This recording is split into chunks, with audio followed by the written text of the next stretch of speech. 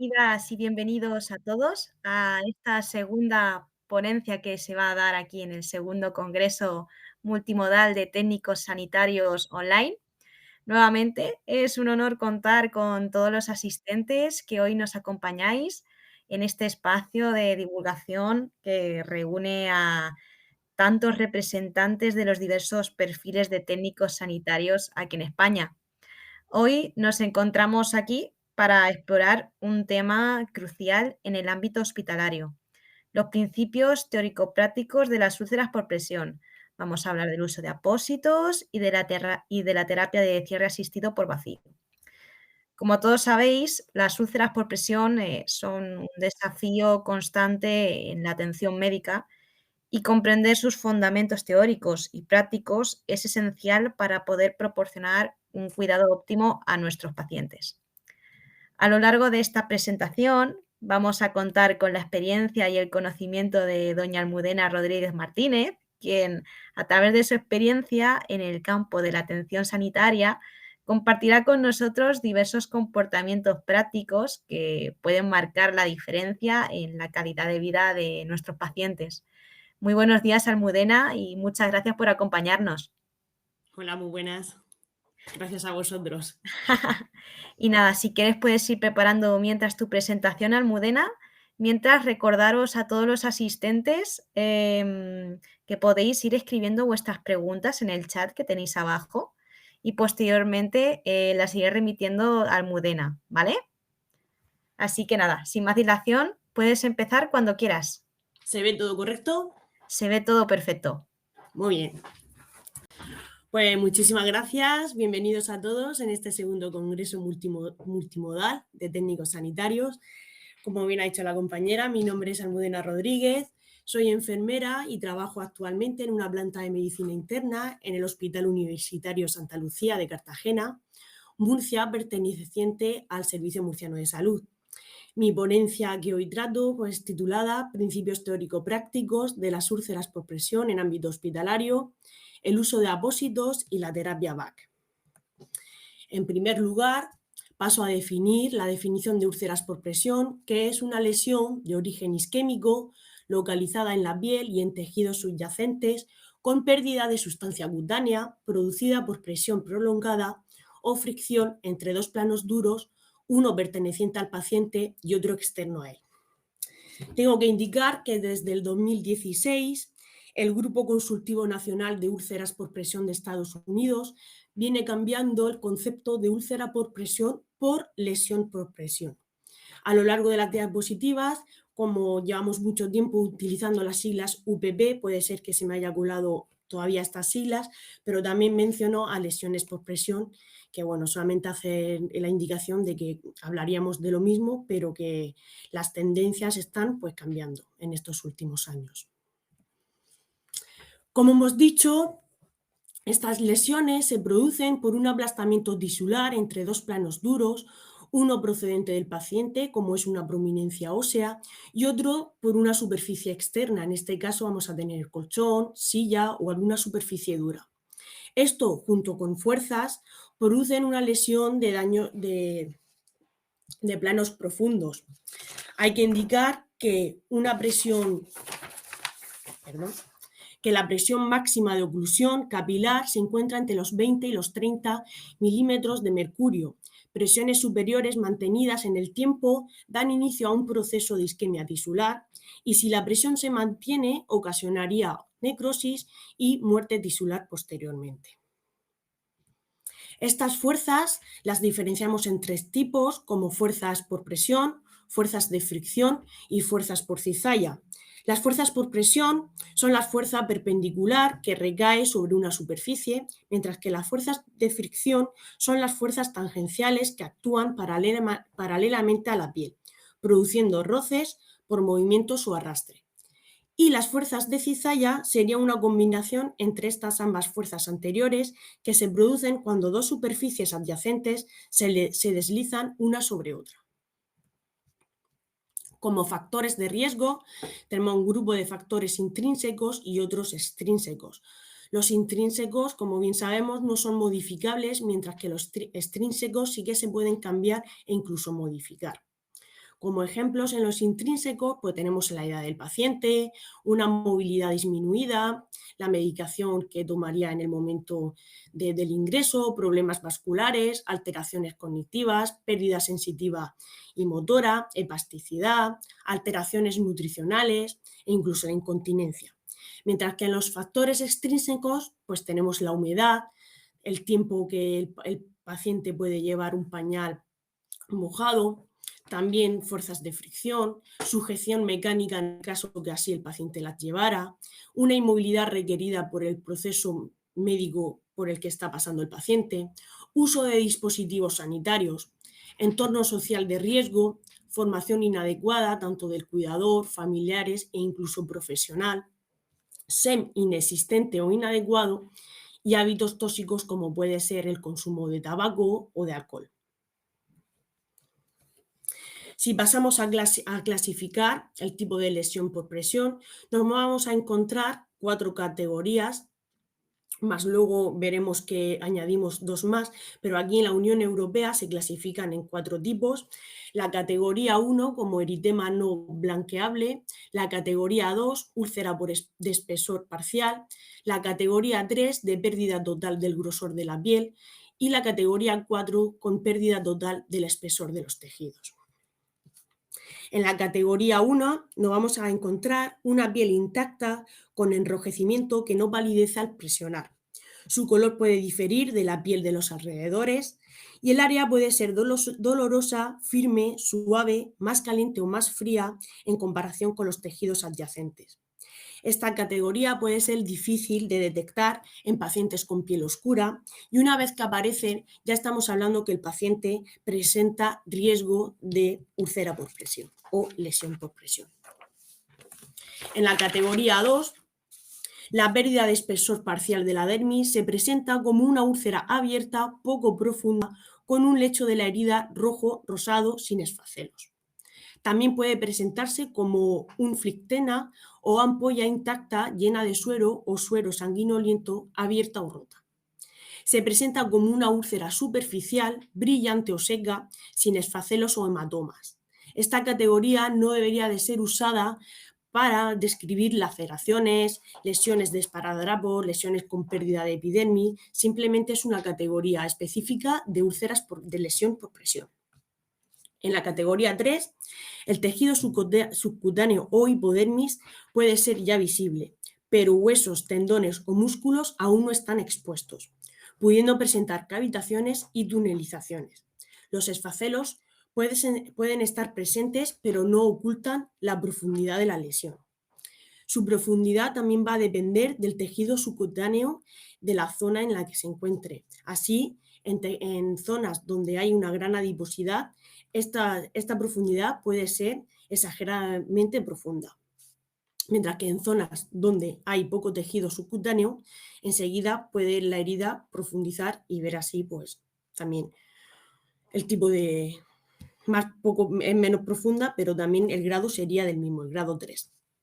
Luego, como categoría 4, tenemos una pérdida total del espesor del tejido y hay exposición de hueso, tendón y músculo. Y aquí hay riesgo de que el paciente padezca una osteomielitis. A menudo se presentan con cavitaciones y tunelizaciones.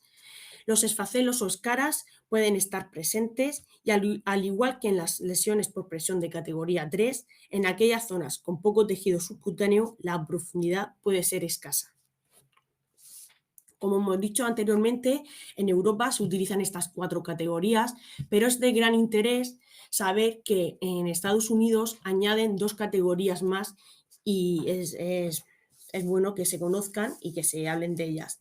Una de ellas serían las no estadiables, la de sin clasificar, donde hay una pérdida total del espesor de los tejidos y donde la profundidad real de la lesión por presión está completamente cubierta por esfacelos y escaras en el lecho de la herida.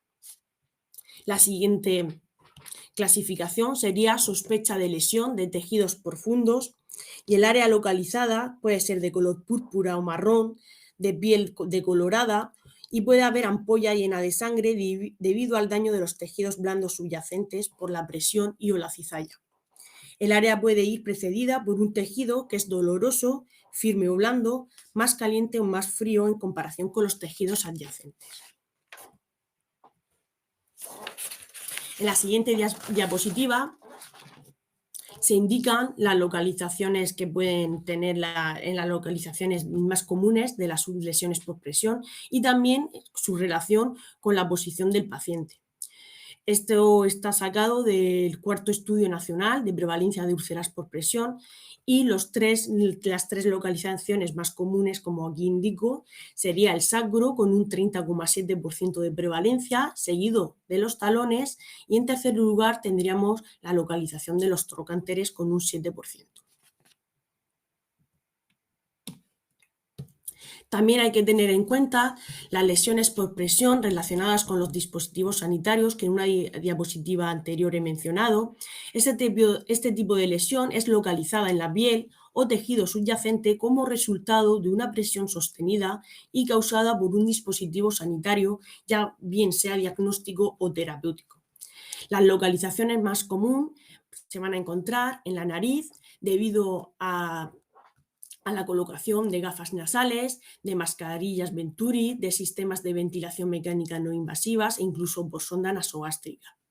En boca van a ser producidas las lesiones por el tubo endotraqueal, en la cara también a las máscaras del sistema de ventilación mecánica no invasiva, como las CPAP o las BiPAP, en el cuello por cánulas de traqueotomía y su fijación, en dedos por el sensor de pulsiometría llevado las 24 horas del día.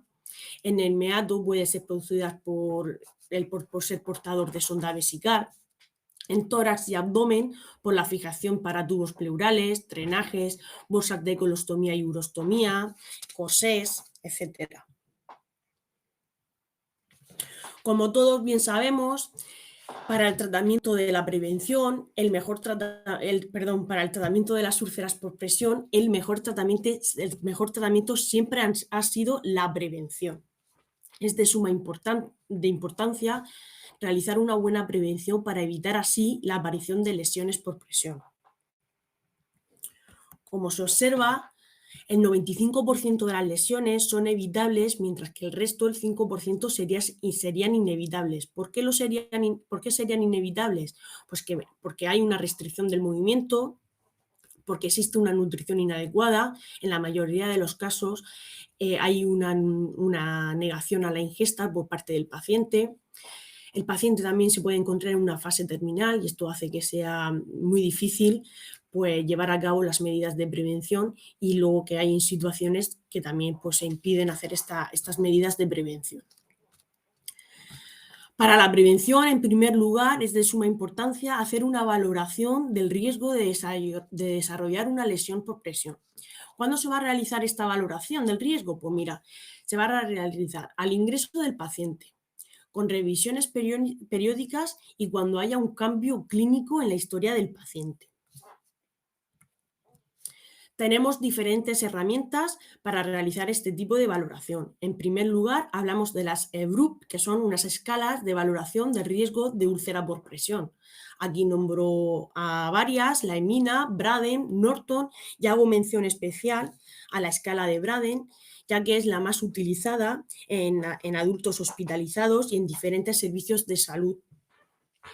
En el mío, en el Servicio Murciano de Salud, es esta la valoración que se realiza al paciente, y luego revisando varias guías clínicas también he visto que otros sistemas de salud también utilizan esta escala. En ella consta de 6 apartados donde se va a valorar la percepción sensorial, la exposición a la humedad, la actividad, la movilidad, la nutrición y el riesgo de lesiones cutáneas. Dentro de cada apartado se va a dar una puntuación que va desde 1 hasta 4 y es una escala negativa, es decir, a menor puntuación que obtengamos, mayor es el riesgo del paciente. El rango de puntuación ronda entre los 6 y los 23 puntos, y cuando obtenemos una puntuación inferior a 12 puntos ya decimos que el paciente tiene un alto riesgo de padecer una lesión por presión. Otra herramienta que está a nuestro alcance y que también es recomendada realizarla al ingreso, con revisiones periódicas y cuando las condiciones clínicas varíen, sería la valoración de la nutrición. Hay también varias escalas que miden este tipo de riesgo de nutrición y para pacientes en el ámbito comunitario, pacientes ancianos con riesgo de desnutrición y en hospitales de media y larga estancia, la escala indicada es la escala Mini Nutritional Assessment, la primera que aquí indico. Y luego, pues bueno, conocer que hay otras tantas. En cualquier caso, cuando el resultado indique desnutrición o riesgo de desnutrición, habría que ponerse también en contacto con la unidad de nutrición y dietética para reforzar con suplementos dietéticos al paciente. Otra herramienta sería la del cuidado y la higiene de la piel del paciente. Esta se realiza a diario, como todos bien sabemos, sin diferenciar a los que tienen riesgo o a los que ya presentan lesión. Con la valoración diaria identificaremos de manera precoz cambios en la coloración de la piel, como enrojecimiento, sequedad, calor, inflamación, siendo estos los primeros signos de isquemia tisular. Las recomendaciones que se pueden indicar pues serían el uso de geles no irritativos, geles con el mismo pH que la piel. No es recomendable el uso de alcohol y colonias, ya que reseca y pueden ocasionar grietas en la piel. Estaría indicado una buena hidratación, pero cuidado con las zonas de humedad. Aquí habría que mantenerlas secas e incluso usar productos de barrera. También está recomendado el uso de aceites grasos hiperoxigenados y tener en cuenta que no hay que efectuar masajes sobre prominencias óseas. Aquí hago una mención sobre un estudio que hay varios en los últimos años donde comparan los aceites hiperoxigenados con el aceite de oliva virgen extra y bueno, la conclusión que se obtiene en este estudio es que el aceite de oliva virgen extra reduce la incidencia de las úlceras por presión y es al menos igual de eficaz que los aceites grasos hiperoxigenados. ¿Qué quiero decir con esto? Pues bueno, pues en muchas ocasiones se les recomienda a los familiares del paciente el uso de este tipo de aceites para la prevención, incluso para la hidratación, y bueno, pues conocer que tenemos alternativas. También es cierto que no en todas las instituciones tenemos los recursos materiales que quisiéramos y puede ser que este producto escasee. Pues bueno, tener la alternativa que el aceite de oliva virgen extra está estudiado y tiene se obtiene los mismos resultados que los aceites hiperoxigenados. Y a pesar de que en estas últimas semanas su precio ha ido en aumento, pues aquí esto está tomado de hace unos 15 días, donde se observa que bueno, el litro, los 750 mililitros o el litro de aceite ronda los 8,5 €, mientras que los 60 mililitros de estos aceites hiperoxigenados rondan los 30 €. Así que, pues bueno, eso es una buena alternativa y es bueno que conozcamos y que existe evidencia científica que también avala el aceite de oliva virgen extra. Otra herramienta muy común en hospitalización son la realización de los cambios posturales. Su frecuencia va a depender del tipo de SEM, que a continuación hablaremos de ellos, se utilice. También hay que tener en cuenta que la posición de sedestación aumenta la presión, por lo tanto se recomienda en pacientes de riesgo 2 horas máximos en esta posición. Y después, cuando se vuelvan a la cama, se acuesten, habría que evitar la posición de decúbito supino. Luego también se recomiendan no usar los cojines ya que no están demostrados su eficacia. A continuación hablamos de las herramientas de SEM. Estas, por sus siglas, significa superficies especiales para el manejo de la presión. Es cualquier superficie o dispositivo especializado que permite la redistribución de la presión. Tenemos dos tipos, los estáticos y los dinámicos. Los estáticos hacen referencia a las superficies que no realizan movimientos por sí solas, es decir, mantienen la misma presión y superficie de forma continua. Su uso aumenta la superficie de contacto, disminuyendo la presión recibida por el paciente. Estos dispositivos estarían indicados para pacientes con bajo riesgo, mientras que los dinámicos Son dispositivos que pueden variar de forma continuada la presión de las zonas de contacto con la superficie de apoyo. Durante su uso, reparte su contenido, ya sea agua o aire, que se encuentra en unas celdas, según el tiempo establecido de los ciclos prefijados mediante un motor. Es más sofisticado, es de tipo eléctrico y estaría indicado para pacientes con medio y alto riesgo de aparición de úlceras por presión.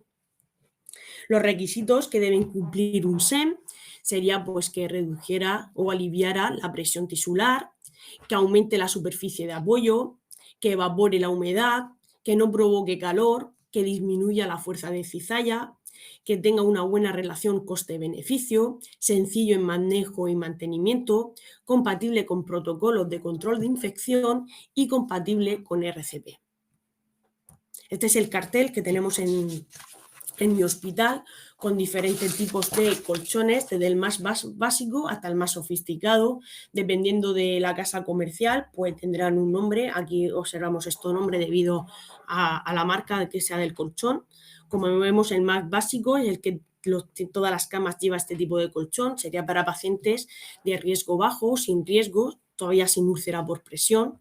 Y bueno, según lo que nos dé las diferentes escalas que hemos realizado y el riesgo, pues se haría el cambio de colchón en el paciente.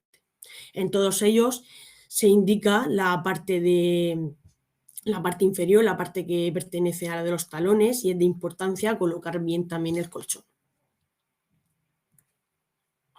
Luego, por último, tenemos el manejo local de presiones, para tener en cuenta pues, que deberíamos de usar protección local de la presión en zonas de especial riesgo, con apósitos que reduzcan las presiones, dejar el talón libre de presión, ya que es una de las zonas más comunes de aparición de úlceras o lesiones por presión, el uso de aceites grasos hiperoxigenados y evitar así pues, masajear en la zona prominencia ósea, no usar alcohol colonia como hemos dicho anteriormente, no usar flotadores, no arrastrar al paciente sobre la cama y evitar una posición de más de 30 grados en el cabecero con referente a los decúbitos laterales. A continuación pasamos a hablar sobre el tratamiento de las lesiones por presión. Ya abro este bloque con esta diapositiva, ya que a mí también me gusta mucho hacer referencia a que siempre debemos ser un equipo multidisciplinar, no solo en las lesiones por presión, sino en todas las patologías que presente el paciente. Y bueno, para mí la clasificación de categorías, según la importancia en esta materia, sería la siguiente. Y digo para mí porque esto es una opinión personal mía. En un primer escalón, pondría a mis compañeras o compañeros técnicos en cuidados auxiliares junto con la figura del celador. ¿Por qué pongo a estos dos profesionales en el primer escalón? Pues porque son ellos los que realizan el aseo personal a diario del paciente, juntos también realizan los cambios posturales y la movilización del paciente. Le realizan el cambio de pañal cuando así corresponde y en ocasiones son los que también realizan la cura. ¿Por qué en ocasiones? Pues bueno, todos sabemos que no en todas las instituciones, sobre todo en las privadas, están dotados de suficiente recursos humanos y la enfermería o bien no está las 24 horas o bien tampoco hay todas las enfermeras que quisiéramos en la residencia. Así que es la figura del TECAE que junto con los compañeros que a la hora de realizar el aseo personal es el que también realiza la cura. O también se puede dar el caso que a medianoche en un cambio de pañal, el apósito que lleve o por primera vez aparezca una zona enrojecida. Y bueno, pues teniendo a estos dos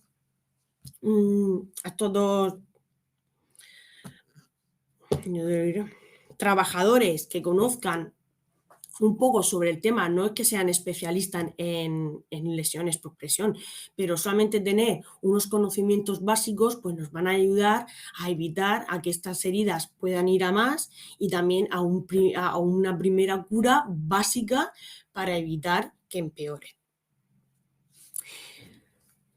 Luego, por otro lado, tenemos a la figura del enfermero, que sí que es el que tiene la función de realizar la cura, tiene los conocimientos sobre heridas y está cualificado para el tratamiento tópico. Y luego, excepcionalmente, en este caso de úlceras por presión, yo en el tercer escalón colocaría la figura del médico, del facultativo, ya que no participa en la toma de decisiones sobre curas, porque es el enfermero el que normalmente decide con qué curar, y tampoco toma decisiones sobre las medidas de prevención. Pero sí que es cierto que en todo momento debe de estar informado y está informado por parte de enfermería si el paciente tiene o no tiene una úlcera por presión.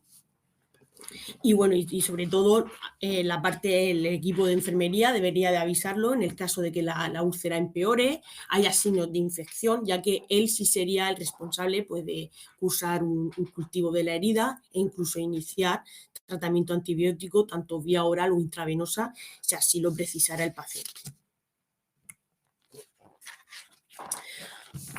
Aquí nombrar los dos tipos de cura que nos podemos encontrar. Es cierto que para el caso de las lesiones por presión, la cura recomendada es la cura de ambiente húmedo, que consiste en mantener el lecho de la herida aislado del exterior, proporcionándole un medio semioclusivo y húmedo, con el exudado de la herida en permanente contacto con la misma.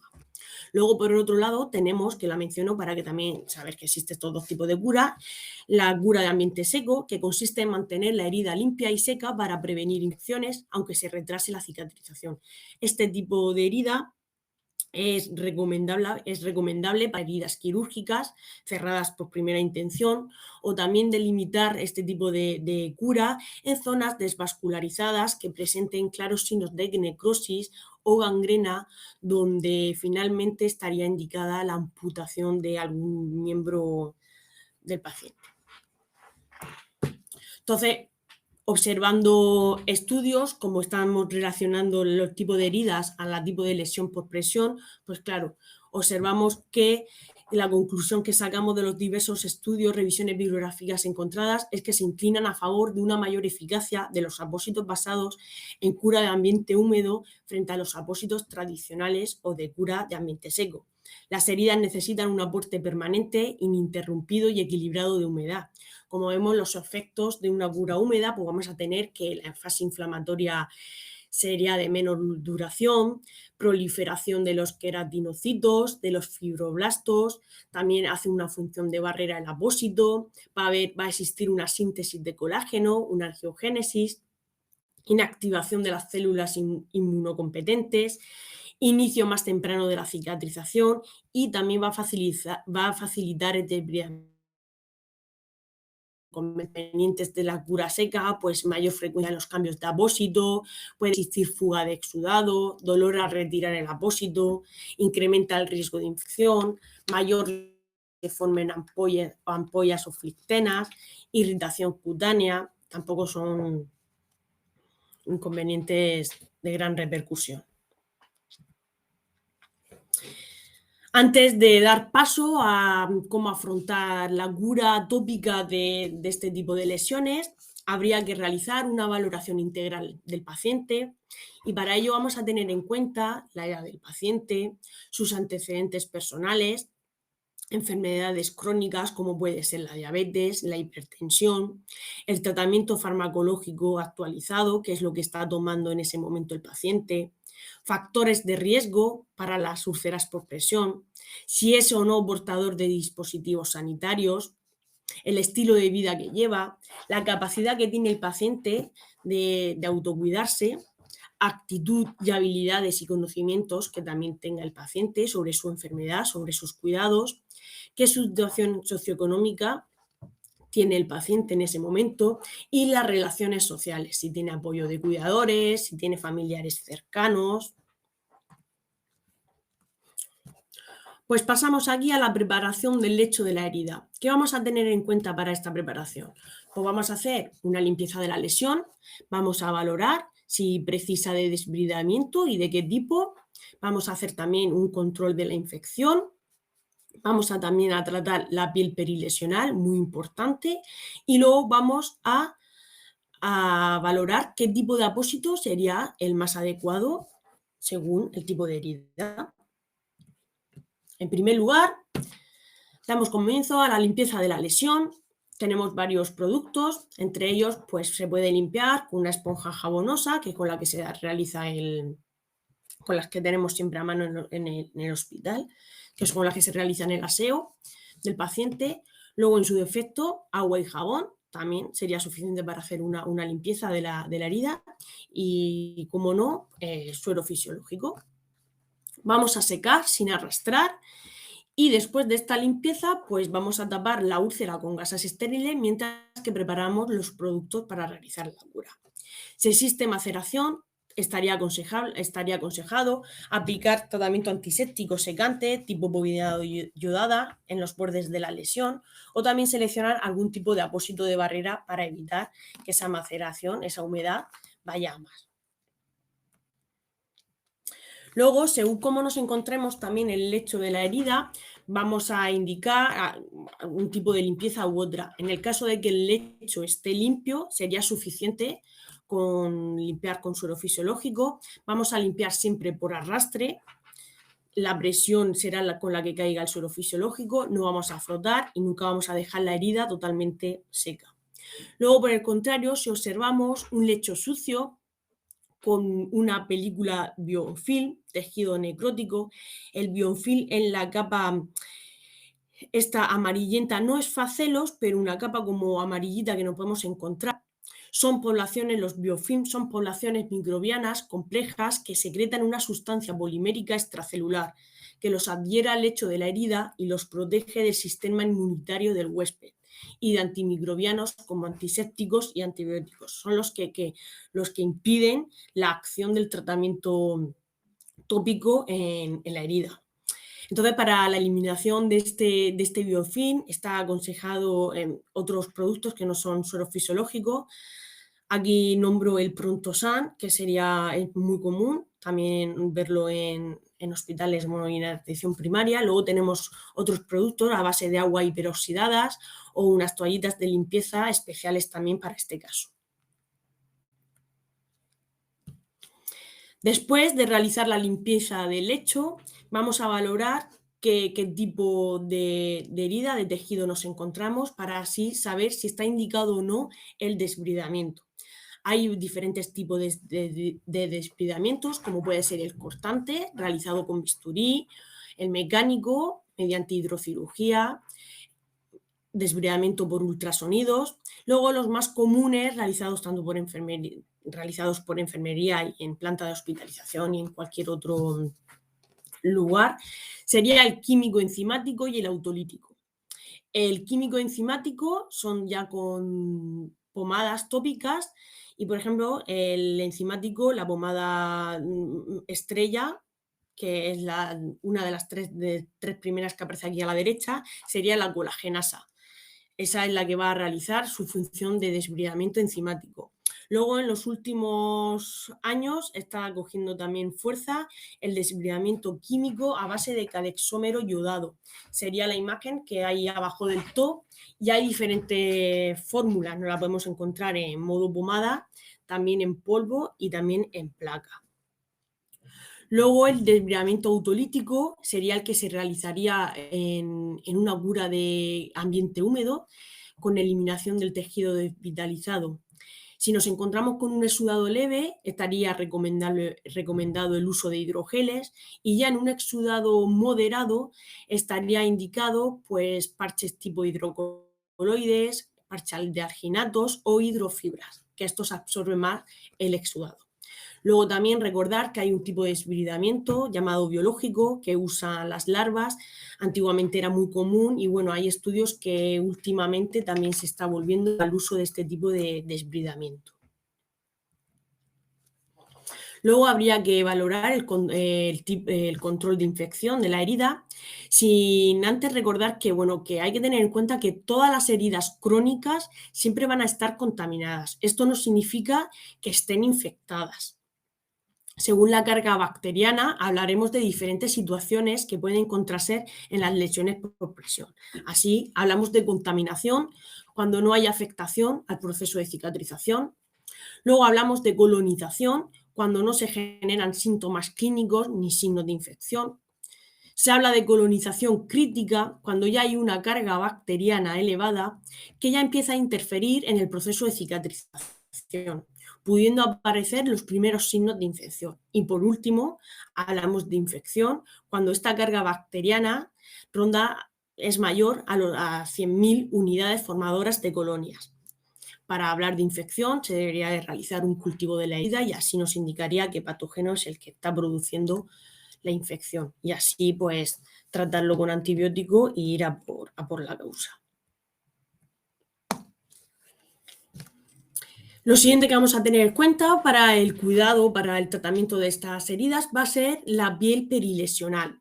Vamos a mantener en todo momento los bordes secos, controlando el exudado con apósitos, aplicando povidona iodada o apósitos de barrera. Aquí menciona el óxido de zinc porque también es tendencia en estos últimos tiempos y está científicamente evidenciado que haciendo uso de él pues mantiene la piel perilesional seca y también ayuda a que la cicatrización pues mejore y vaya más rápido. Así que, pues bueno, está también al alcance de todos, sobre todo en área de hospitalización, y bueno, hacer uso de él, que muchas veces usamos otros productos y en caso de irritación también por pañal, pues en vez de un aceite hiperoxigenado, pues estaría más indicado la pasta de óxido de zinc. Pues eso. Y por último pasamos a la elección del apósito ideal o adecuado. Vamos a tener en cuenta que para el uso de apósitos vamos a tener en cuenta el tipo de exudado, si hay o no infección y el tipo de tejido que nos vamos a encontrar en la lesión. Y también vamos a tener en cuenta la fase en la que se encuentre el proceso de cicatrización. Aquí las divido en 4 fases, como puede ser la fase de hemostasia, que se da en las primeras horas de la aparición de la herida. Luego tenemos una segunda fase, la fase de inflamación, que se ocasiona durante el primer día y los 7 primeros días de la herida. Esta es la fase que normalmente se estanca y es la que hace que la lesión se cronifique. Luego tenemos una fase de proliferación que se da a los 7-20 días con la creación de tejido de granulación, colágeno y fibroblastos. Y por último tenemos la fase de remodelación, que sería la última, a la semana o incluso a los 6 meses de evolución, donde ya hay un tejido de epitelización y tejido cicatrizal.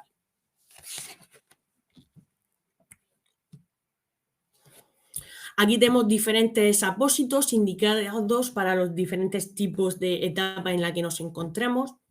Por ejemplo, si queremos limpiar la herida o desbridar, pues podemos hacer uso del cadexomero iodado, apósitos suplementados con plata en el caso de que haya infección, apósitos superabsorbentes en el caso de que el exudado sea abundante, el apósito de arginato, el de hidrofibras, hidrogel o de espumas. Luego, si nos encontramos en una fase de granulación, estaría indicado apósitos a base de colágeno o celulosa oxidada. El arginato en este caso también estaría indicado, hidrocoloides, hidrogel, espumas. Y luego en la última fase de epitelización, pues también estaría indicado el arginato, las hidrofibras, hidrocoloides, los hidrogeles o el colágeno.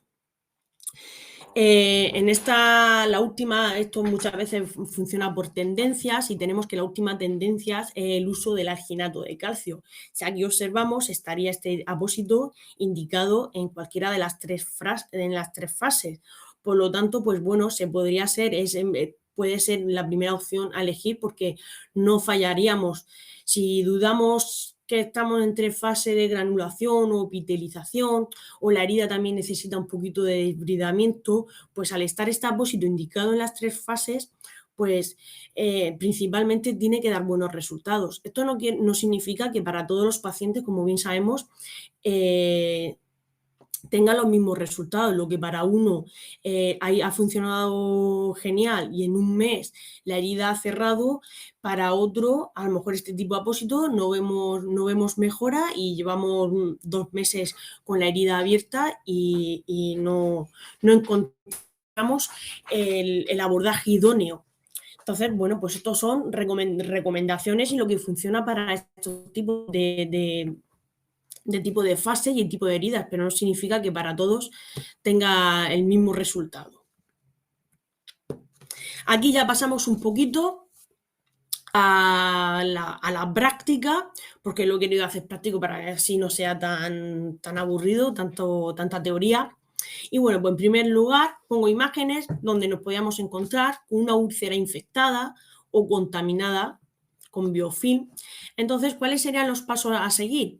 Pues en primer lugar vamos a hacer la limpieza de la herida y en este caso pues estaría indicado el uso de Prontosan y solamente hacer indicación de que bueno, el Prontosan no funciona igual que el suero fisiológico, que irrigamos y ya está. No, hay que irrigar, hay que empampar unas gasas y hay que dejarlo actuar durante 10-15 minutos sobre la lesión. Después, pasado este tiempo, es cuando realizamos la cura con tratamiento tópico. Si lo que queremos es interrumpir la formación del biofilm, pues vamos a realizar un desbridamiento y lo vamos a hacer en cada cambio de apósito. ¿Qué podemos usar? Pues ya hemos dicho que tenemos el cadexómero yodado, que actúa como desbridamiento químico, o la colagenasa, que actúa como desbridamiento enzimático. Cualquiera de los dos estaría aconsejado para eliminar este biofilm. O también podemos hacerlo mediante desbridamiento cortante con bisturí. Y luego, en caso de estar infectada, pues podemos utilizar apósitos a base de plata o apósitos de carbón y plata. Estos últimos están más indicados cuando hay infección y cuando hay mal olor. Luego también mencionar que hay un tipo de apósito, el de miel de manuka, miel médica sería en este caso, y también está indicado para procesos de úlceras infectadas. Otro caso práctico sería el de una úlcera con tejido esfacelado, que sería este de aquí abajo, el tejido este más amarillo, o tejido necrótico, la placa está necrótica, dura, que en muchas ocasiones pues, también presenta el paciente. Aquí, en este tejido necrótico, el desbridamiento recomendado sería el desbridamiento quirúrgico, siempre que se pueda. Si no, pues pasaremos a hacer un desbridamiento autolítico, enzimático o químico, como ya hemos mencionado anteriormente, con cadexómero yodado, con colagenasa o con algún tipo de hidrogel. Y luego después pasaremos a proteger la piel perilesional con el uso de productos de barreras secantes o pasta zinc o alguna pomada también con corticoides, que también ayuda para la inflamación de la zona de alrededor de la herida. Si nos encontramos con tejido necrótico, pues el desbridamiento que llevaremos a cabo será a base de hidrogel. Entre paréntesis pongo una de las marcas, pero hay muchos tipos de hidrogeles. Nos podemos encontrar con el purilón, con el intrasite. Yo aquí he puesto las fotos para relacionar, porque muchas veces tenemos el producto, nosotros en mi hospital se va al doble cajón, a la aleja de los productos de curas y nos encontramos todas estas pomadas o todos estos tipos de apósitos, pero luego no sabemos muy bien cuál es su funcionamiento. Aquí he querido poner el nombre comercial, porque muchas veces es por lo que lo conocemos, y luego también la foto para más o menos pues, relacionarlos. Y luego, después de usar este tipo de hidrogel, que es una pomada, pues habría que tapar con un apósito de recubrimiento. Que aquí abajo, también a la izquierda, pues pongo las imágenes de los apósitos más comunes que son utilizados. Luego, si nos encontramos la herida con tejido esfacelado, pues el uso de colagenasa también estaría recomendado y hacer indicación de que este tipo de colagenasa también se puede mezclar con hidrogel. Y luego ocluir con un apósito de recubrimiento. Luego, si nos encontramos con una úlcera con alta carga bacteriana y aparte con un exudado abundante, pues aquí estaría indicado más el cadexómero yodado con un alginato. Esta combinación también es tendencia con muy buenos resultados, ya que el cadexómero ayuda a desbridar y luego el alginato, aparte de también ayudar en la cicatrización, también absorbe todo ese exudado de la herida. Luego podemos tener el caso de que tengamos una herida con un exceso de exudado. Pues aquí, como indicamos, el apósito recomendado también sería el arginato, ya que absorbe muy bien el exudado, con un apósito de recubrimiento. También escogeríamos alguno que también tenga una gran absorción de exudado. También tenemos los apósitos de policrilato de sodio, y aquí pongo una imagen de cuáles serían. Estos a lo mejor ya no están no los tenemos a mano, pero bueno, pues a ver cuáles son. Y si hay un exceso de exudado pero no hay signos de infección, pues también estaría recomendado la fibra de hidrocoloide con un apósito de recubrimiento, como sería un hidrocapilar, un hidroactivo o un hidrocelular. Y luego también en estos casos estaría indicado la terapia de presión negativa, la terapia BAC, que a continuación hablaremos de ella. También nos podemos encontrar este tipo de lesión con tejido de granulación. Este ya nos gusta más, pues, porque ya está más rosada, ya nos indica que está evolucionando favorablemente y bueno, pues le faltaría el último empujón para empezar a crear tejido cicatrizal. En este tipo de situación nos podemos encontrar también diferentes tipos de exudado de la herida, un exudado moderado o muy exudativas, incluso sangrantes, o secas que no tienen exudados. Aquí pues nombro a diferentes tipos de apósitos que según el tipo de exudado pues estarían más indicados o menos. Pues por ejemplo en el exudado moderado podríamos usar un hidropolimérico, un hidrocapilar, un hidroactivo, un hidrocelular. Luego en las muy exudativas pues seguiría estando recomendado el uso del arginato con un apósito recubriente. Luego si no existe exudado podríamos usar el polvo de colágeno que ayuda a la cicatrización junto con un apósito de recubrimiento. Y también en estos casos se puede hacer uso de factores de crecimiento, de PRP. Luego, por último, nos podemos encontrar un tejido de granulación, pero con retraso en la cicatrización. Hay lo que se dice, pues hay una úlcera estancada. Está bien, pero no da el paso a la mejoría, a que se haga más pequeña y a que empiece a cicatrizar. ¿Qué apósitos podemos tener para este caso? Pues mira, tenemos apósitos llamados octasulfato de sacarosa, indicados en el caso en que no haya isquemia. Luego también el polvo de colágeno ayuda en este proceso de retraso. Luego la matriz de colágeno moduladora de proteasas, que sería la imagen, el promogram que indico aquí. Luego hay otros varios y también de diferente, hexagonal, luego hay unos circulares, habrá algunos cuadrados de diferentes formas y tamaños. Luego también tenemos los inhibidores de proteasas, y también en este caso funciona muy bien la cura con microinjertos con punch. Luego mencionar que ya empiezan a existir, ¿no? A valorar otros tipos de alternativas al tratamiento local. En este caso, bueno, no son para las lesiones por presión, sino para las úlceras vasculares, pero bueno, la Universidad de Navarra ya están haciendo estudios con una terapia a base de células madre que podrían ayudar a la cicatrización del pie diabético. Aquí tenemos que, bueno, se está valorando los efectos del ultrasonido para el tratamiento también de úlceras por presión. La terapia con láser en la curación de úlceras por presión. Entonces vamos a mencionar qué tipos de alternativas existen, aunque no la llevamos a cabo. Pues mira, está la estimulación eléctrica, que consiste en la aplicación de electrodos directamente al lecho de la herida o al área de la piel perilesional, que se conectan a un estimulador diseñado para generar una pequeña carga. Esto promueve la cicatrización de la herida y en diferentes guías clínicas, pues sí que recomiendan su uso.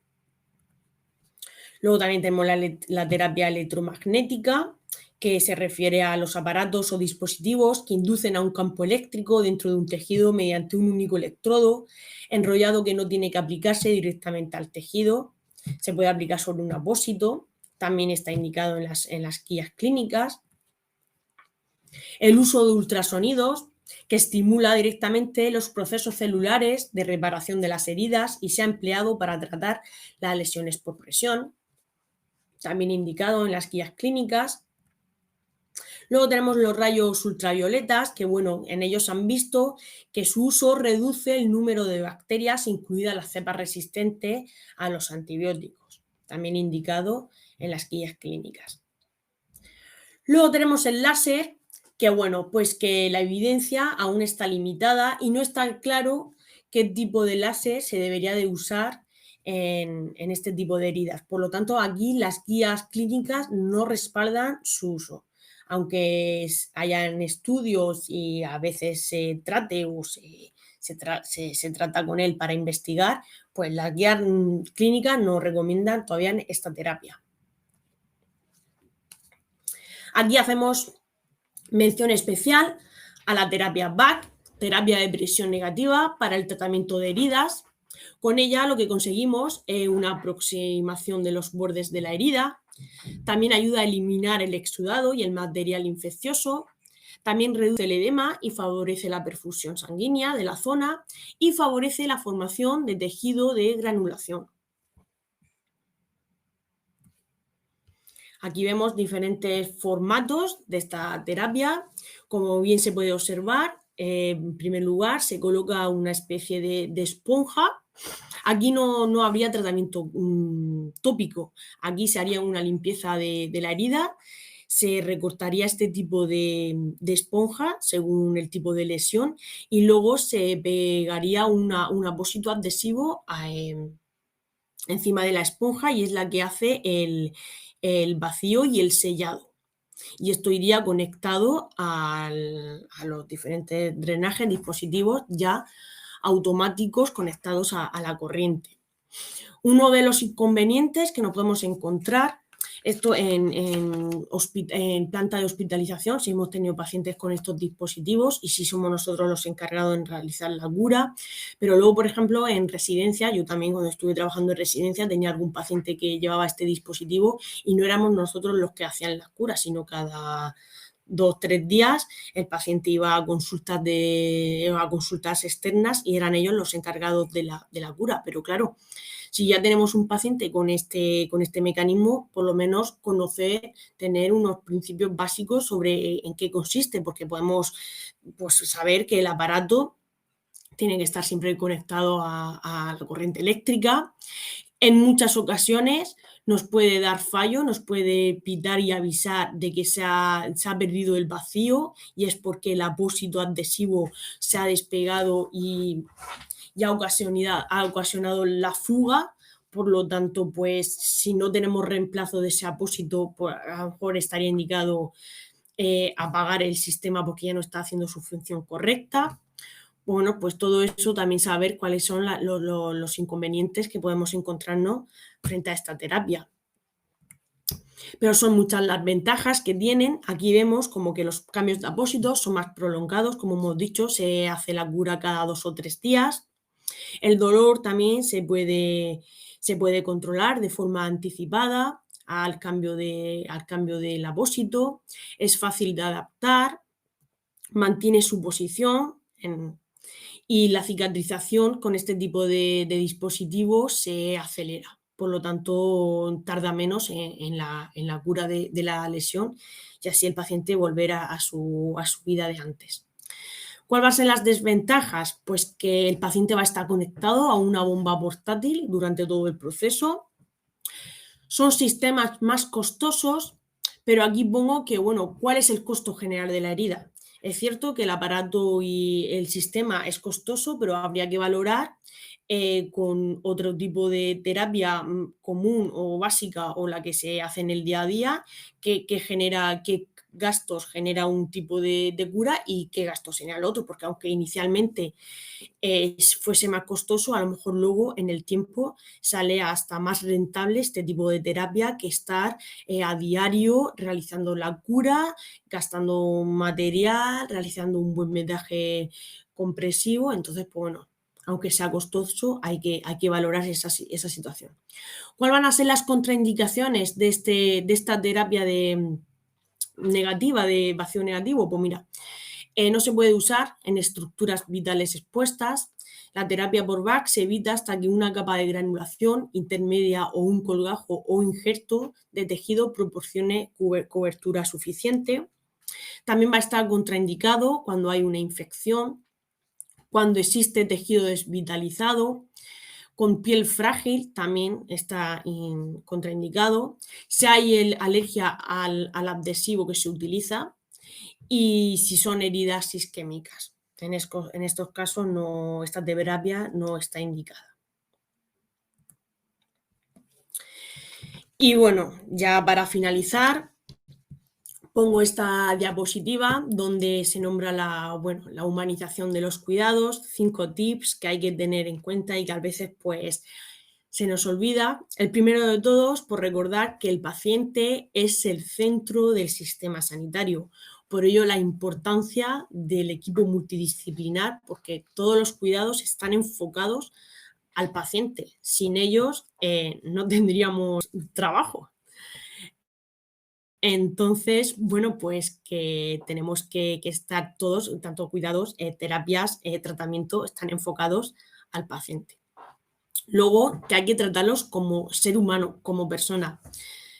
Y aquí diremos, ya hombre, si lo tratamos como persona, por supuesto, ¿cómo lo vamos a tratar? No lo vamos a tratar como un animal. Sí, cuando digo esto me refiero a que, bueno, pues por costumbre, por nuestro trabajo a diario, porque nosotros ya estamos acostumbrados, pues muchas veces en vez de conocer al paciente por su nombre y apellido, pues lo conocemos por número de habitación o por situación en la que se encuentre. Entonces muchas veces sabemos que bueno, no lo hacemos, vamos, queriendo ni por hacer el mal ni nada de eso, pero podemos decir, oye, el paciente de la sonda del 5 que dice que tal, que pues bueno, pues eso, pues ese paciente tiene un nombre, tiene un apellido y bueno, pues tener en cuenta de que, bueno, que es una persona y que ya bastante complicado lo tiene, solo con el hecho de estar ingresado, salir de casa, estar en un hospital o en una residencia y que bueno, hay que tratarlo como a nosotros nos gustaría que nos tratase.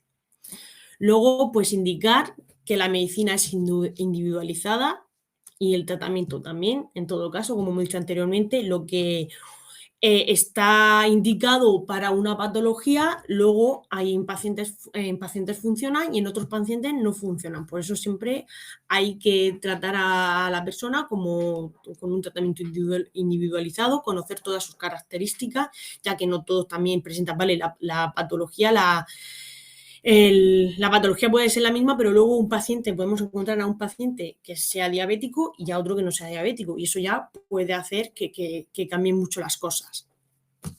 Luego, sobre todo, la empatía, súper importante. Tenemos que nos tenemos que poner en su lugar, lo que le puede estar pasando por la mente, por su cabeza. Y luego, pues bueno, pues una atención y unos cuidados basados en el respeto y en la cercanía. A hacerle ver que estamos ahí en cualquier momento para resolver todas las dudas que tenga, que no se queden con dudas. Muchas veces la familia, por no molestar, tampoco preguntan, se le da el alta, se le ha quedado muchas cosas pendientes por resolver, o en este caso relacionados con las heridas, le damos el alta presentando una úlcera, donde la familia pues ni siquiera le hemos dicho, pues mira, se cura así, quédate con nosotros viendo cómo se cura, que en el centro de salud, aunque vaya el enfermero se desplace a curarlo, si es verdad que hay un buen apoyo familiar o con un cuidado, es muy importante también darle esos conocimientos más, informarles sobre cómo se realiza esa cura, porque a lo mejor, mientras que el enfermero va cada 2 días, a lo mejor el familiar está dispuesto a hacerle una cura diaria para la mejoría del paciente. Y entonces, pues, vamos a darle las indicaciones oportunas y siempre, si ellos notan que nosotros estamos ahí, estamos cercanos, ellos siempre nos van a preguntar más y van a resolver, pues, todas las dudas que tengan. Entonces, bueno, pues es un aspecto que hay que tener en cuenta, que aunque todos lo sabemos, que tenemos que tener en cuenta muchas veces, por las prisas, por la falta de tiempo, pues bueno, se nos olvida y algo que también damos por hecho, no, si yo he pasado y ya saben que estoy aquí para lo que haga falta ya, pero a veces pues si no lo decimos, igual que hay familiares que sí, que están siempre diciéndonos las cosas, hay otros que por prudencia pues no lo hacen. Entonces, pues bueno, pues vamos a intentar mejorar todos estos aspectos y, como siempre digo, pues tratar a la gente como quisiéramos que nos tratasen a nosotros o a nuestros familiares. Y con esa diapositiva me despido y bueno, pues os doy las gracias por vuestra atención y espero que os haya servido sobre todo para refrescar conceptos y bueno, pues un poquito los casos prácticos también, pues bueno, pues ahora por saber la inquietud, ahora ir a un doble cajón y coger apósitos y vamos a leer a ver este apósito qué tipo es, o a ver esta pomada qué es, si es para desbridar, si es para tratar, pues bueno, así ya pondremos ahí un poquito de idea y podemos manipular mejor los materiales, los recursos materiales que tenemos. Así que pues muchísimas gracias. Muchísimas gracias, Almudena. Mi más sincera enhorabuena. Creo que nos has brindado hoy una visión muy profunda y significativa de este problema tan trascendental que desgraciadamente ocurre en tantos pacientes. Ha sido muy completa, muy multidisciplinar, cosa que agradecemos, completa de casos clínicos, de consejos prácticos que son totalmente invaluables. Mi más sincera enhorabuena, de verdad. Brevemente te voy a ir narrando unas cuantas preguntas que han ido haciendo los congresistas mientras estás haciendo la presentación. Si quieres, en la pantalla te sale lo de terminar de compartir, el botoncito rojo. Si le La das, termino, muy bien. perfecto. Pues brevemente te voy comentando. Sí. Cuando hablabas sobre todo de prevención, han preguntado que por qué no son recomendables el uso de cojines y por qué tampoco, bueno, si tampoco sean recomendables los cojines antiescaras. Pues no indagaba mucho el tema, sabía que podía ser una pregunta. Yo creo que pues no están clasificados como SEM, como superficie especial de manejo de presiones, y entonces estos cojines tal, aunque pensemos que evitan esa presión, a lo mejor lo que no consiguen es el reparto idóneo de presiones. Por ejemplo, el cojín, como vemos en el centro, efectivamente no hay presión, pero a lo mejor la zona de alrededor del anillo, ahí sí que hay una presión. Entonces, lo que es bueno para una zona en concreto, para la otra no estamos mejorando. Entonces, me consta que como SEM, como superficies especiales de manejo de presiones, sí hay superficies cuadradas como tipo cojín, pero no el cojín este típico rulo, que es muy común verlo. No, hay otros tipos que sí que están indicados. Vale.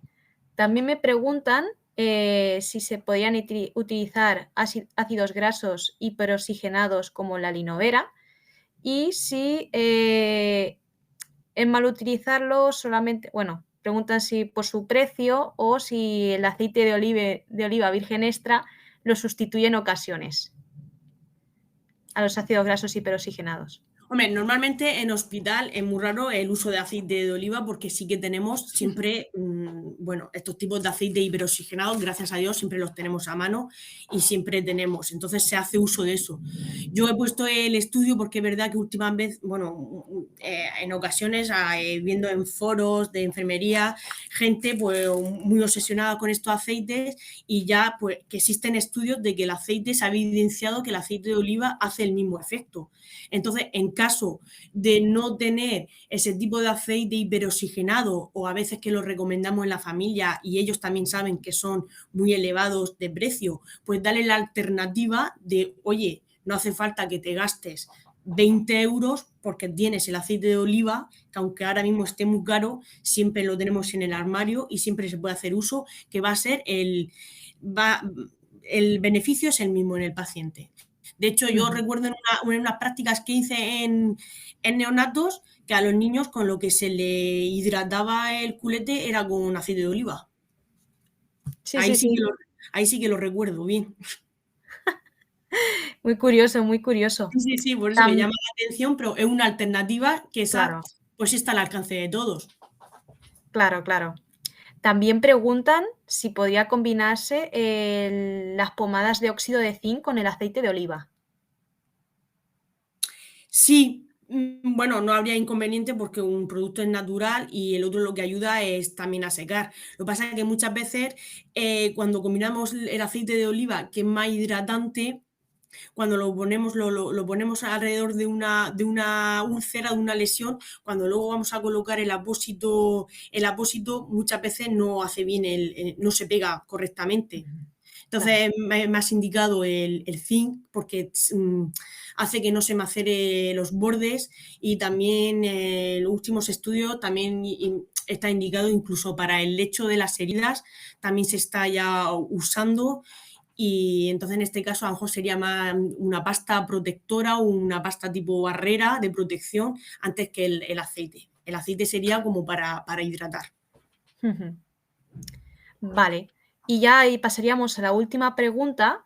Preguntan si sería posible el uso del propio plasma del paciente en las lesiones por presión crónicas.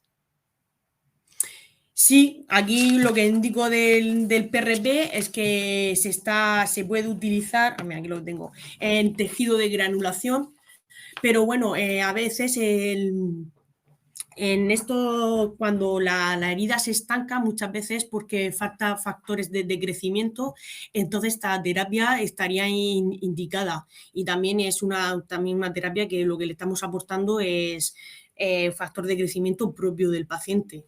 Entonces no habría contraindicación. Lo único que es difícil a nivel hospitalario, esta terapia no se utiliza porque bueno, no se está llevando, no se lleva a cabo. Muy bien. Pues nada, si no hay ninguna pregunta más, damos por finalizada la ponencia. Nuevamente, Almudena, mi más sincero agradecimiento. Muchas gracias por estar hoy con nosotros y por compartir tus conocimientos y tu experiencia. Y por supuesto también agradecer a todos los asistentes que estáis hoy aquí con nosotros. Esperemos que hayáis disfrutado tanto como nosotros y contamos con vuestra presencia en la siguiente ponencia que la tendremos a las 12:30. Va a ser sobre biomarcadores en el laboratorio de urgencias, determinación de troponinas cardíacas. Así que a las 12:30 os esperamos. Muchas gracias de nuevo. Un saludo. Muchas gracias a todos.